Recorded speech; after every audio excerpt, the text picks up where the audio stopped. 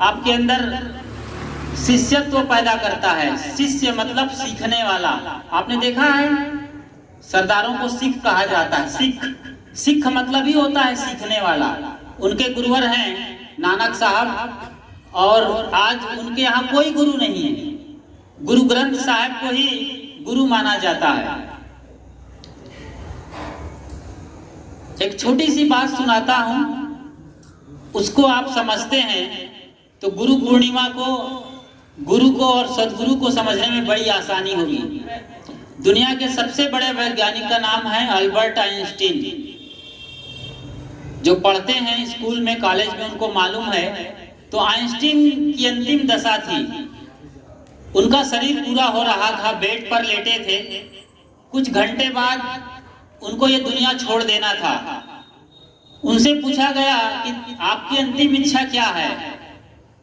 तो दुनिया के जो सबसे बड़े वैज्ञानिक माने जाते हैं, अब आप अंदाजा लगाइए, आइंस्टीन ना होते इस दुनिया में तो बहुत मुश्किल था कि जिस मोबाइल के जरिए यूट्यूब चैनल पर ये वीडियो आप देख रहे हैं, या बाकी चीजें जो आप करते हैं सोशल मीडिया के थ्रू, इंटरनेट के थ्रू, और जो भी चकाचौंध है, बिजली की चमक दमक, आइंस्टीन ना होते तो ये कुछ भी नहीं होता। इसकी बहुत ज्यादा संभावना है, क्योंकि उन्होंने ही E=mc² का वो फार्मूला दिया था, जिसके चलते पूरी इलेक्ट्रिसिटी और पूरा जो साइंस का मैकेनिज्म है, वो सब कुछ इतना उच्च विकसित रूप में आया है। तो आइंस्टीन है तो आज ये सोशल मीडिया है, इंटरनेट है, चमक दमक है, देश और दुनिया है, और सारी दुनिया हमारी मुट्ठी में है। वो आदमी जब मर रहा था, सोचिए जरा कितना बड़ा वैज्ञानिक रहा होगा, कितनी बड़ी खोज करी उस आदमी ने। और बचपन में बिल्कुल साधारण आदमी था वो आइंस्टीन। कई बार प्राइमरी स्कूल में फेल हुआ था। कोई दिमाग से बहुत हाई लेवल का नहीं था, बिल्कुल साधारण सा लड़का था। लेकिन धीरे धीरे समझना शुरू किया और समझ के उस दुनिया में गया जहां उसने इतनी बड़ी इजाद की जो उसे दुनिया का सबसे बड़ा वैज्ञानिक बनाता है। तो वो अंतिम दशा में थे। उनसे पूछा गया आपकी अंतिम इच्छा क्या है? तो उसने कहा था मैं फिर से जन्म लेना चाहूंगा। वो था तो जर्मनी का, लेकिन उसने कहा मैं फिर से जन्म लेना चाहूंगा भारत में। ऐसा क्यों? उसने कहा मैंने सबको जाना, बाहर जो भी चीजें दिखती है, प्राणी पदार्थ, दुनिया, चमक दमक, परमाणु से लेकर बहुत कुछ दिखता है पदार्थ में, वो सब मैंने जाना। लेकिन मैंने ये नहीं जाना आज तक कि इतना मैं जानता हूं तो वो जानने वाला कौन है जो मेरे भीतर बैठ के सब कुछ जान रहा है। उस आदमी ने ये कहा था। इसलिए उसने कहा कि मुझे वापस इसी भारत में जन्म लेना होगा और संतों का संग करना होगा। उस आदमी ने बोला था, बहुत बड़ी बात बोला उसने, और बहुत साधारण सी बात बोला है। वही साधारण सी बात मैं आपके बीच में रख रहा हूं। हम आज जिस उम्र में हैं, यहाँ पर अधिकतम लोग 40 प्लस हैं, 30 प्लस हैं। सोचिए जरा, आपका जो सपना था बचपन में वो आपने हासिल किया है। जो सोचते थे उससे ज्यादा मिला हुआ है, और अब आपकी जिंदगी ढलान की ओर जा रही है।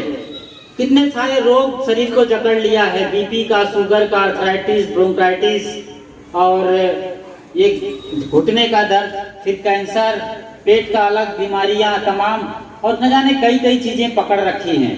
तो एक ढलान की तरफ जा रहे हैं। अपनी उल्टी गिनती हमें मालूम पड़ रही है, दिख रही है कि ज्यादा दिन के मेहमान नहीं हैं हम। 10-20 साल कोई मायने नहीं रखता है, 50 साल भी बाकी हो तो भी इस अनंत काल के अस्तित्व में कोई मायने नहीं है। सेकंड भर का, पल भर का ही हिस्सा माना जा सकता है, वो भी समझने के लिए। तो एक ऐसी उम्र में हम आए हैं आज जहां हम बैठे हैं, एक अच्छी समझ हमने जिया है जिंदगी को। उसके बाद अब भी लगता है हमें कि हमारा हाथ अब भी खाली है, अब भी हम अधूरे मालूम पड़ रहे हैं। भीतर में वो शांति, वो भराव, वो संतोष नहीं है कि जहां से चले थे, जिंदगी की शुरुआत किए थे, अभी भी हम अपने आप को वहीं पाते हैं। बहुत कम लोग हैं, बिरले लोग, जो खुद से संतुष्ट हैं और आने वाले समय को लेकर फिक्रमंद हैं। वरना अभी भी लोग बीवी बच्चों के लिए, नाती पोतों के लिए इंतजाम में ही लगे हुए हैं, मरते दम तक वो दौड़ लगाते रहते हैं। तो सदगुरु क्या करते हैं, जिन्हें गुरु कहा जाता है, गुरु जैसे कि इसका अर्थ ही होता है गंभीर और वजनदार। गु अर्थात अंधेरा, रु अर्थात प्रकाश। गुरु वो है जो अंधेरे से प्रकाश की ओर लिए चलता हो। गुरु कौन है, जो हमें अंधेरे से प्रकाश की ओर लिए चलता है। अंधेरा क्या है? ये बिजली का चला जाना अंधेरा नहीं है साहब। ये तो रात दिन का अंधेरा होता ही रहता है, 12 घंटे की रात, 12 घंटे का दिन, ये तो होता ही रहेगा। ये अंधेरा नहीं है। अंधेरा क्या है? जो हमारी नासमझी है, लापरवाही है, गलत फहमी है। वो किसी भी लेवल पर हो सकता है, चाहे वो बात करने का ढंग हो, खाने का ढंग हो। हम पिछले 50 साल से खा रहे हैं। हम में से अधिकतम लोगों को क्या खाना चाहिए और कैसे खाना चाहिए यही नहीं मालूम है। इवन कि मरते दम तक आदमी नहीं समझ पाता कि उसे सचमुच में क्या खाना चाहिए था। अधिकतम मौतें तो खा खा करके हो रही है, गलत खा करके हो रही है। इतनी बड़ी सच्चाई है। इस सच्चाई को देखना ही सदगुरु के शरण में होना है। यही अंधेरे से बाहर प्रकाश की ओर जाना है। तो आप जहां भी हैं, घर में हैं, माँ बहनों का एक अलग ही जिम्मेदारी होती है। वो घर संभालती हैं, उनकी तमाम कठिनाइयां आती हैं, रसोई घर से लेकर बच्चों की परवरिश तक। आप सब बाहर जाते हैं, फैक्ट्री में, बिजनेस पॉइंट में या सरकारी दफ्तर में, वहां अलग तरह के चीजों से आप मुकाबला करते हैं। उसके बावजूद आपके अंदर जो समझ है वो नहीं बढ़ रही है। जीवन बढ़ रहा है, शरीर घट रहा है, लेकिन आप अपने अंदर शांति, प्रसन्नता और आनंद को महसूस नहीं कर पा रहे हैं। तो आप वाकई में गुरु के कंठी तो ले लिए हैं, लेकिन गुरु के असली शिष्य नहीं हैं। असली शिष्य का मतलब होता है सीखना, और सीखने का मतलब और होता है जीना। ऐसा नहीं है कि ABCD सीखते हो और वो स्कूल में सीखते हो, घर में नहीं। नहीं साहब, ABCD आपने सीखा है, तो उसका प्रयोग जीवन में होना चाहिए। सीखने का मतलब जीवन होता है, क्रांति होनी चाहिए। जो आप सीखते हैं उसको जियो। जैसे आप खाते हैं तो खाने के बाद जो भी खाते हैं आप, रोटी सब्जी दाल भात फल फूल वगैरह, वो शरीर में जा करके सीधा सीधा खून बनता है। खून ना बने तो हम जिंदा नहीं रह सकते हैं, सांस नहीं ले सकते हैं, कोई ताकत और एनर्जी नहीं मिलने वाली है। तो जो हम सीखते हैं, समझते हैं, पढ़ते हैं, टीवी पे तमाम चैनल हैं जो हमें सदगुरु संतों के ही चैनल है, वहाँ सत्संग और उपदेश हो रहे हैं। धर्म ग्रंथ हैं, अपने अपने मत मजहब और परंपरा की मान्य ग्रंथ हैं, सदग्रंथ हैं। उनमें जो भी लिखा है उसको पढ़ना, सुनना, देखना और समझने का क्या मतलब होता है? उसको पचाना। पचाने का मतलब होता है खून बनाना, और खून बनाने का मतलब होता है समझना। जब आप समझ जाते हैं तो फिर आपका जीवन शुरू होता है। आपको मालूम है, कहीं रास्ते में जा रहे हैं, गड्ढा है। अब आप समझ गए कि यहाँ गड्ढा है, तो आप बच के चलते हैं। आपको मालूम है कि कल हमारे पिछवाड़े में सांप आया था, या घर में बिच्छू घुस गया था, तो आप समझ लेते हैं, बिच्छू को निकालते हैं, सब सांप से बचते हैं, गड्ढे से बचते हैं। ये समझ का मतलब क्या? जानकारी भर है? नहीं, जानकारी नहीं, आप जीना शुरू करते हैं। आप सब सावचेत हो जाते हैं और इन तकलीफों से बचना शुरू करते हैं। तो जो सबसे बड़ी तकलीफ है दुनिया की, वो है दुख। दुख किसी भी लेवल पे हो सकता है, शारीरिक, मानसिक, यहाँ तक कि आध्यात्मिक भी दुख होता है। जो मान्यताओं की दुनिया है, झीनी माया जिसे कहते हैं, भंवर जाल बगुजाल है। तो ये जो भंवर जाल है, बगुजाल है, मतलब ये झीनी माया मतलब मोटी माया, और ये झीनी अर्थात पतली माया, अर्थात जो मोटी माया का मतलब हुआ दुनियादारी, जो कुछ हम अपनी आंखों के सामने देखते हैं उसे समेटना चाहते हैं वो। और दूसरा जो हमने मन में कल्पना कर रखी है कि सदगुरु मिलेंगे और हमें सतलोक ले जाएंगे, सदगुरु ही हमें तारेंगे, हम तरने वाले अपने आप से नहीं हैं। और कोई भगवान आएगा, वो अपने पुष्पक विमान में बैठा के ले जाएगा और स्वर्गलोक में हमें शांति और आनंद देगा। ऐसी तमाम मान्यताएं हैं। इन सबको देखना, सुनना, समझना और बचना। तो जीवन हमें मिला हुआ है, आधा जीवन निकला जा रहा है, कहीं आधा जीवन या 10-20% बाकी है, उसमें क्या करना है, ये सच्चे ढंग से गुरु पूर्णिमा को मनाना है। गुरु का मतलब ही होता है, पूर्णिमा शब्द जुड़ा हुआ है। जैसे आज चांद निकला हुआ है, चांद को आप छत पर जाकर देखिए तो एक बड़ी सी बारात जैसा दिखाई दे रहा है चांद। चांद को ठीक से देखिएगा तो उसके नक्शे में सारे दाग धब्बे सही ढंग से दिखते हैं कि कहाँ गड्ढे हैं, कहाँ पहाड़ हैं और कहाँ क्या है। धीरे धीरे चांद छोटा होता चला जाएगा, लेकिन रात भर चमकता रहेगा। उसको देखेंगे तो आंखों की रोशनी मजबूत होती है, लाभ होता है आंखों की रोशनी में, मन को शांति मिलती है। इसलिए मन का देवता चंद्रमा को कहा गया है। तो चंद्रमा जैसे बड़ा सा निकला हुआ है, पूरा गोल है, ऐसे ही गुरु वो हैं जो पूर्ण तृप्त हैं और परिपूर्ण हैं। शून्य जैसा है गुरु, जो कुछ भी न होने को तैयार नहीं है, न किसी मठ का महंत, न किसी मंदिर का पुजारी, न किसी आश्रम का कोई गुरु, जो कुछ भी होने में राजी नहीं है, जो ना कुछ हो गया हो, जो कुछ है ही नहीं, असल में वही है सदगुरु। क्योंकि शून्य जो कुछ भी नहीं है, शून्य में कुछ भी डालो कोई फर्क नहीं पड़ता, शून्य में से कुछ भी निकालो कोई फर्क नहीं पड़ता। लेकिन शून्य अपने आप में पूरा है, वो जिनसे मिलता है उसकी कीमत हजारों गुना बढ़ा देता है। ऐसे होते हैं सदगुरु, उनका आप वो समझ लिए हैं। अब ये सच्चाई है, ये केवल बोलने और पढ़ने कहने की बात नहीं है। असल में हमारा क्या है, अपने से पूछिए आप, क्या पत्नी आपकी है, वो कब मिली है? 20 साल की उम्र में मिली है, कब छूट जाएगी कोई ठिकाना है उसका?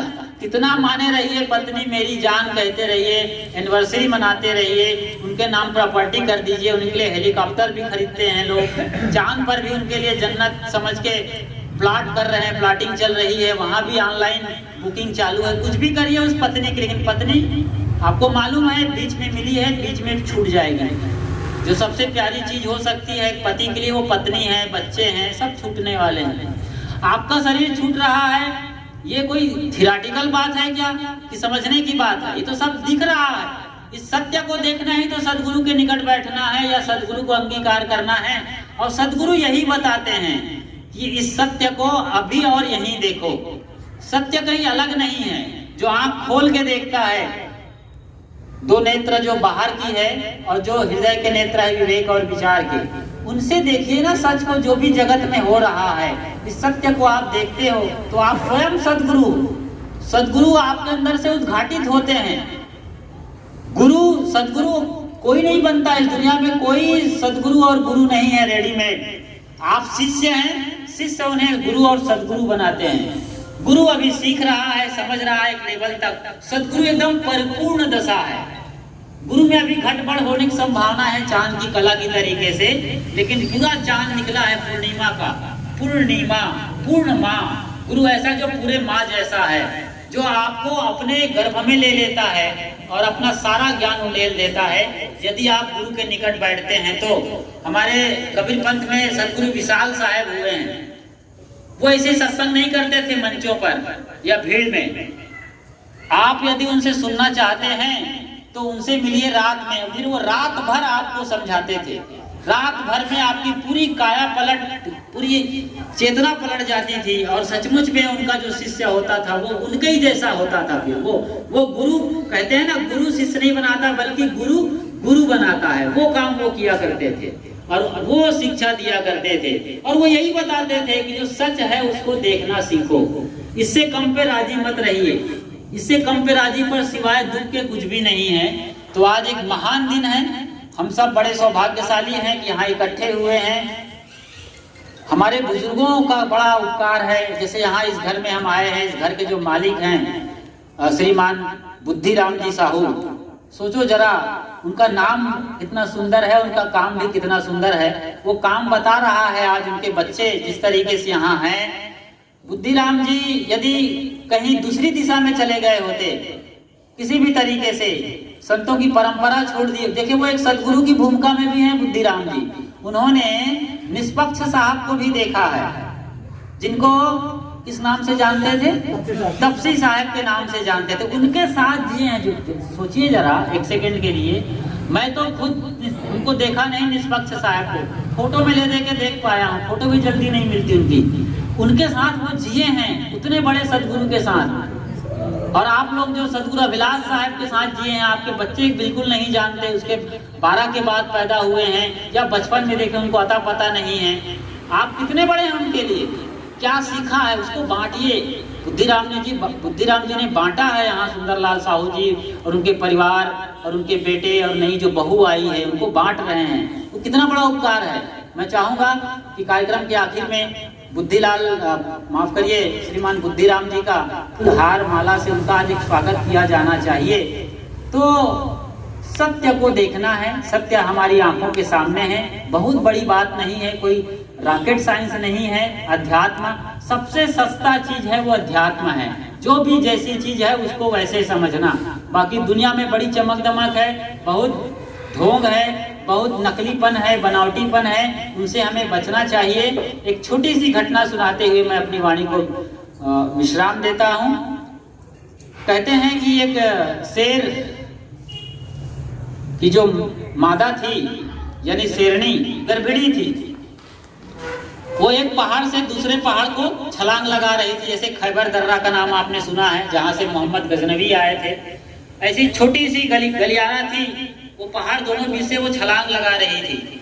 नीचे भेड़ों का झुंड निकल रहा था, तो घर के अंदर एक बच्चा था पेट में, गर्भिणी थी। तो छलांग जब लगाई तो छलांग के प्रेशर से अद्भुत एक घटना घटी कि उसका बच्चा भेड़ों के झुंड के नीचे आ गया, झुंड पर गिरा, भेड़ों के पीठ पर। गडरिया था उसका, उसने उसको देखा। बच्चा तो बच्चा होता है, कुत्ते के पिल्ले भी कितने प्यारे लगते हैं, आप अंदाजा क्या लगाते हैं, अनुभव भी है आपका। तो बच्चे को पाला गया, शेर के बच्चे को की परवरिश हो रही है।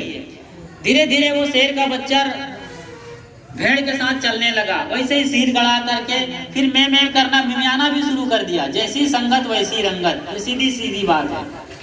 वैसे ही चलने लगा। कुछ वक्त गुजर गए। शेर का दादा एक दिन देखता है कि उसका पोता भेड़ों के साथ जा रहा है, सिर गड़ाए, पैरों को खुरसते हुए जा रहा है। जो उछाल मारने वाला है, छलांग मारने वाला है, वो खुरसते हुए चल रहा है, सर नहीं उठा पा रहे, नजर झुका के चल रहा है। उसको बड़ी तकलीफ हुई। और ये दादाओं को तकलीफ होनी ही चाहिए।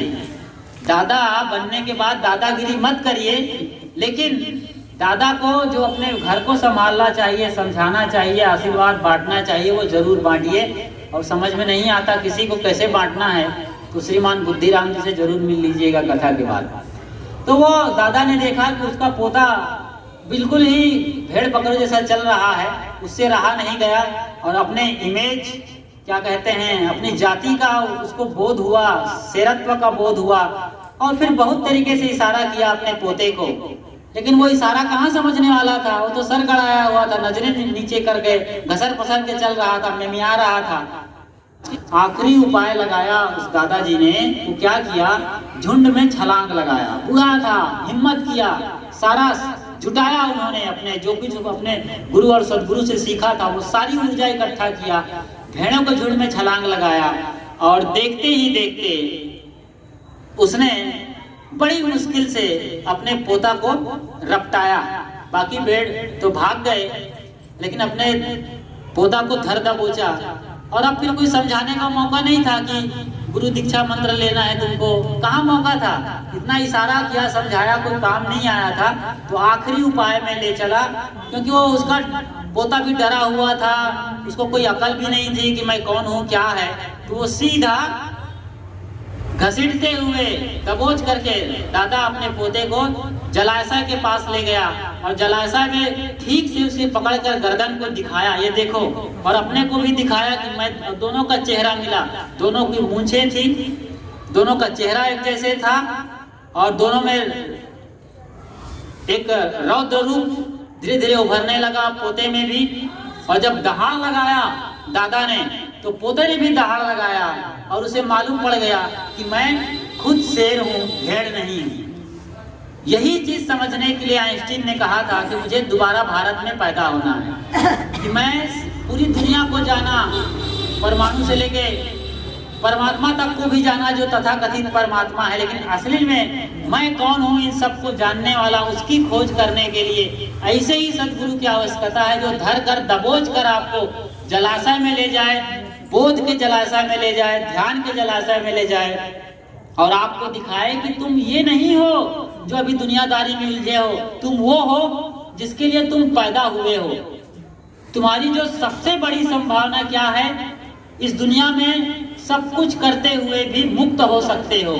मुक्ति सबसे प्रबल संभावना है आदमी की, क्योंकि शरीर दुख है, कितना भी घर में इंतजाम रख लो, ये दुख पीछा छोड़ने वाले नहीं है। नए नए दुख आते रहेंगे, नई नई तकलीफें आती रहेंगी, नई नई मुसीबतें आती रहेंगी। एक आश्रम को छोड़ोगे दूसरा आश्रम में बैठोगे, वहाँ भी तकलीफें आएंगी। आश्रम बदलने से तकलीफ खत्म नहीं होती है, घर बदलने से तकलीफ खत्म नहीं होती है। सच्ची समझ से, सच्चे बोध से तकलीफ जाती है, दुख विदा होता है। इसके लिए हमें ये मानव जन्म मिला हुआ है। जरूर बाकी चीजें निपटाते रहना चाहिए, जो भी जिम्मेदारी है, घर का, मकान का, दुकान का, बिजनेस का, खेती का, बाड़ी का, धंधा का, लेकिन उसके दिशा में हमें आगे चलना है। जो हमारी भारत की सर्वोच्च परंपरा है मुक्ति की, उसके लिए निरंतर अपने लेवल पे सोचना चाहिए, समझना चाहिए, सदगुरु संतों से क्वेश्चन करना चाहिए, उनको घर में बुलाकर बात करनी चाहिए कि आपकी गहराई क्या है प्रभु, और हमें उस गहराई तक ले चलो। तो ये सब चीजों पे